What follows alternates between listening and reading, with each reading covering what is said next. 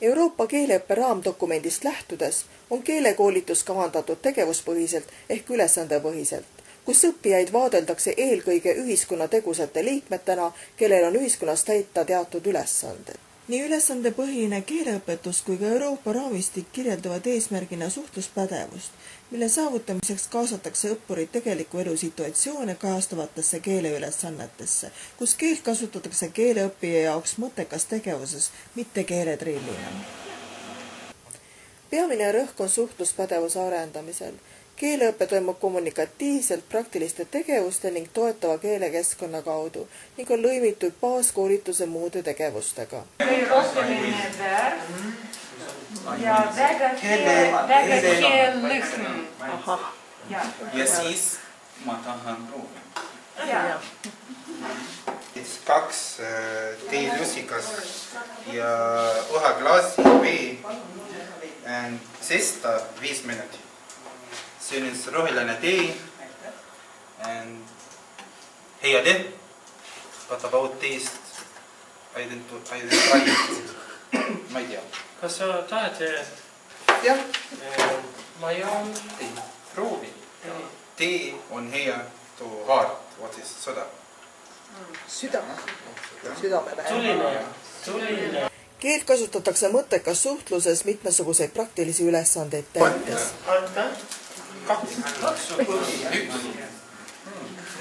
Tahad proovi ka? Ma? Jaa, sina. Siina. Ülesannete täitmise käigus kasutavad õppijad keelt oma eesmärgi täideviimiseks. Kui ülesanne on funktsionaalne ja mõtestatud, on õpilased ülesande edukaks täitmiseks motiveeritud oma keeleoskust kasutama. Kohanejatele antakse mitmes argielu valdkonnas toimetulekuks vajalikke oskusi. Kes läheb ja küsib? Sina pole ammu. Mine kes kosta sina sa vaas. See maksab 450 krooni. See maksab 450. Kas sa on saades? Ei, kahjuks ei ole. Aga ma olen Tähtis roll on vabatahtlike kaasamisel, kes kohanejatega erinevates situatsioonides ja erineval eesmärgil suhtleksid.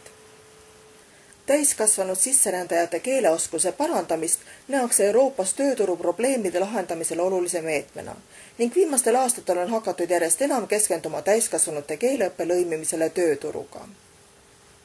Alates 2004.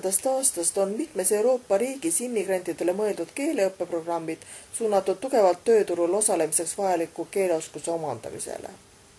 Keeleõppe peab looma õppurile parimad võimalused töö leidmiseks. Seetõttu rakendatakse lõimitud õppemooduleid, kus klassiõpet kombineeritakse praktilise tegevusega ning baaskoolituse kodanikuõppest ja sotsiaalmajandusliku lõimumise valdkonnast tulenevate teemadega. Siin on minu töökoht.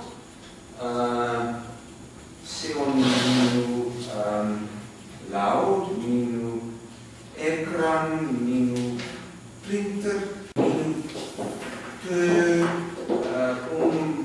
umbes kell 8 kuni 6 iga päev esmaspäevast ja reedeni. Ja minu sülearvuti. Omandatakse oskus oma töökohta, töövahendeid, tööülesandeid ja tegevusi kirjeldada. Sõnaraamat. Sellepärast ma töötan toimepainana. Ja ei ole probleem. Meil on selline probleem. Nii meil on suur kollane harjutussepa.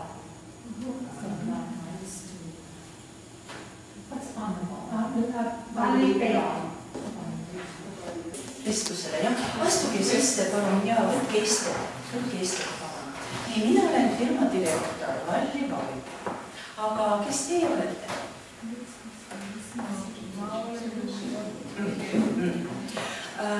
Kus te olete sündinud? Hästi. Kas te olete abielus? Mis on teie elukutse? On kokk. Kokk. Nii, kus te töötate?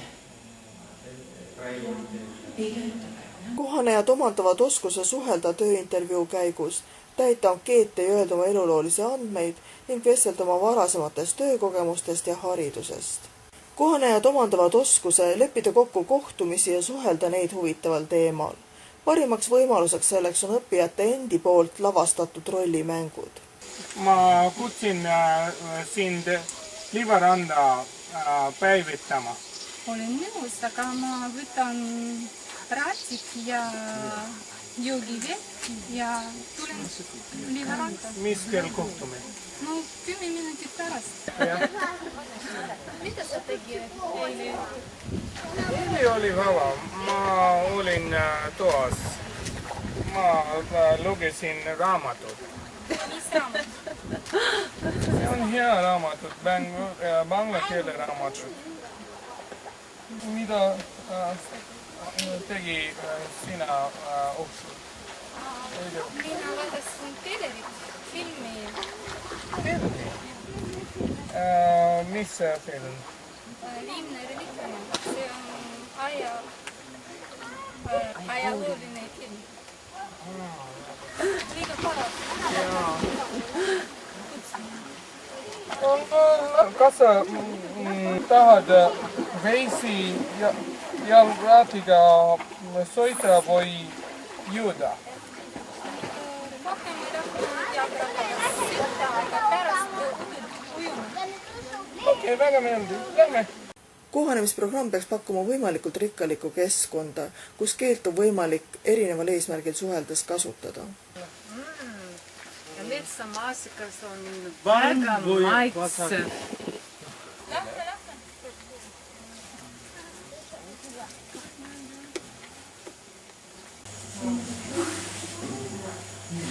Me nägime palju maasikat ja mustikaist ja me sõime marju. Siis me nägime väike hiir. Väike hiir. See oli elus. Ja väike hiir. Ja me nägime väike kunn. Kunn hüppas.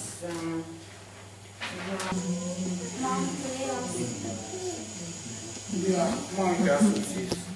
Siin on maantee. Ja paremad pool. Ja vanakivid oli seas. Kuigi meil on tegemist täiskasvanutega, ei tasuks unustada ka muusikat ja saatseid keelemänge, sest neil on tähtis emotsionaalne roll keeleõppes.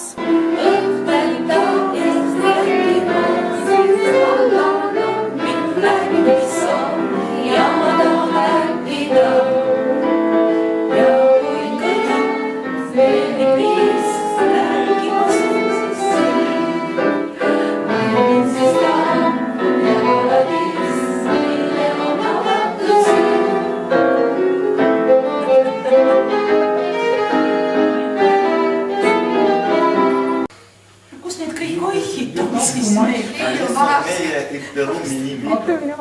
Ipperumi nimi.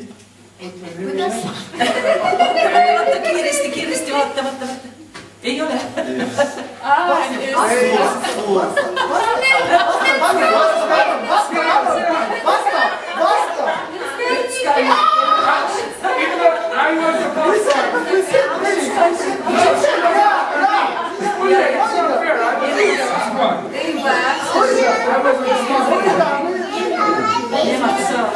Nemad saavad punktid ja nemad võtavad veel ühe küsimuse. Mitu punkti? 3-3. Kus asub Tallinn? No, Tallinn asub Eestis. Mitu punkti?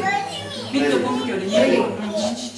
Ma olen Ashik ja minu sünnimaa on Bangladesh. See on Bangladeshi lõpp. Lõpuks tahaks veel rõhutada vajadust väärtustada kohanejate eelnevaid kogemusi, nende emakeelt, lähtemaad ja lähtekultuuri ning arvestada igaühe individuaalsete vajadustega. Lõuna-Bangladeshis on West Bengal, see on Meri. Minu sunnimaal on kuigi parim Meri rand, mis on 120 kilomeetrit liivaranda seal. Kui kohanejad tunnevad, et neid väärtustatakse, siis on nad ka positiivsemalt meelestatud Eestis kohanemise suhtes ning nende lõimumine ühiskonda toimub kiiremini.